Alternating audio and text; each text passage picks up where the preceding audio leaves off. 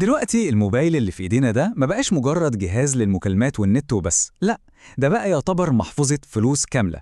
تخيلوا، ممكن نبعت ونستقبل فلوس في ثواني. عشان كده النهاردة هنتكلم بالتفصيل وبشكل بسيط عن فودافون كاش، وازاي اي حد فينا يقدر يستخدمها بسهولة ومن غير اي قلق. طب وهو إزاي يعني فلوس ممكن تروح من مكان لمكان في ثواني كده بالموبايل بس؟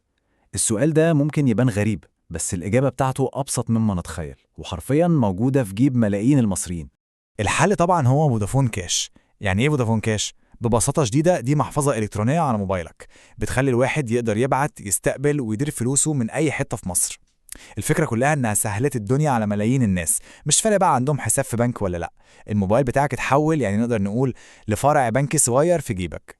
طيب، عشان نمشي مع بعض خطوة بخطوة، دي الأجندة بتاعتنا. هنبدأ بإزاي نشغل المحفظة أصلاً، بعدين نشوف إزاي نبعت فلوس، وهنتكلم كمان عن السحب والإيداع، وبعديها نخش على القواعد المهمة زي الحدود والرسوم، وفي الآخر ودي أهم نقطة هنتكلم عن نصايح الأمان. طيب تمام، يلا بينا نخش في الجد على طول ونبدأ بأول حاجة، وهي إزاي نفعل المحفظة دي ونخليها جاهزة للشغل. الموضوع كله 3 خطوات، مفيش أسهل منهم. أول حاجة، الواحد بياخد بطاقته الشخصية، ولازم طبعا تكون سارية، ويروح على أقرب فرع فودافون ويطلب يشترك في الخدمة. تاني خطوة، على طول هتلاقي رسالة تأكيد جاتلك على الموبايل بتقولك تمام. آخر خطوة بقى، هتطلب الكود ده *9 *5 شباك عشان تعمل لنفسك رقم سري من 6 أرقام، وبس كده. حلو قوي. كده المحفظة اشتغلت وبقت جاهزة. نيجي بقى لأكتر حاجة الناس بتستخدم المحفظة عشانها، وهي تحويل الفلوس.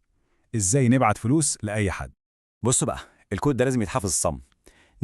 *9 *7 شباك، ده هو المفتاح السحري بتاع تحويل الفلوس.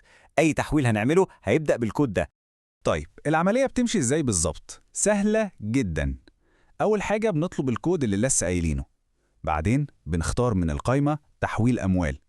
هيطلب منك تدخل رقم الموبايل اللي عايز تحوله، وبعدين المبلغ اللي هتبعته. وآخر حاجة عشان تتأكد إن العملية آمنة، بتدخل الرقم السري. ومبروك، الفلوس وصلت في نفس الثانية. تمام قوي، كده عرفنا نحول. طيب لو أنا معايا فلوس في المحفظة وعايزها كاش في إيدي، أو العكس، عايز أحط فلوس في المحفظة، الموضوع ده بيتعمل إزاي؟ يلا بينا نشوف. عندنا طريقتين أساسيتين.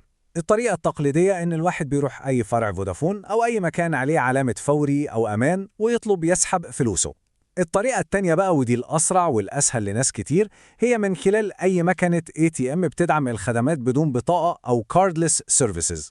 أحلى حاجة في الموضوع ده هو إن الخدمة منتشرة في كل حتة، يعني شبكة كبيرة جدا من البنوك وشركات الدفع زي البنك الأهلي، بنك مصر، CIB، وطبعا فوري وأمان، كلهم شركاء في الخدمة. ده معناه إن تقريبا في أي مكان هتروحه هتلاقي نقطة تقدر تسحب أو تودع منها فلوس بسهولة.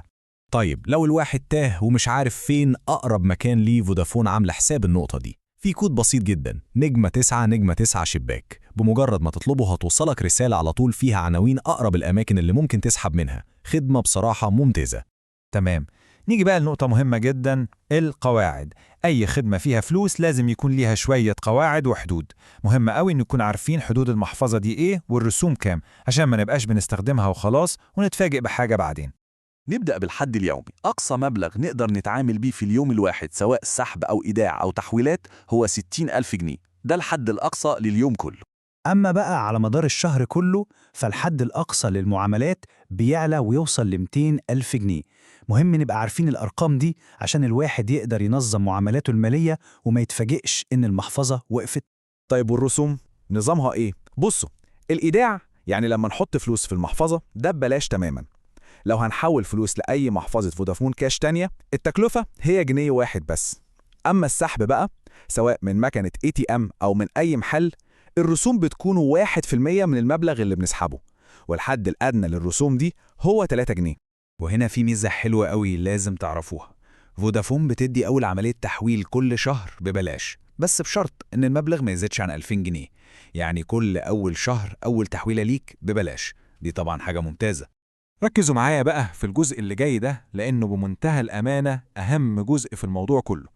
إزاي نأمن محفظتنا وفلوسنا وما نقعش في أي فخ من بتوع النصب والاحتيال.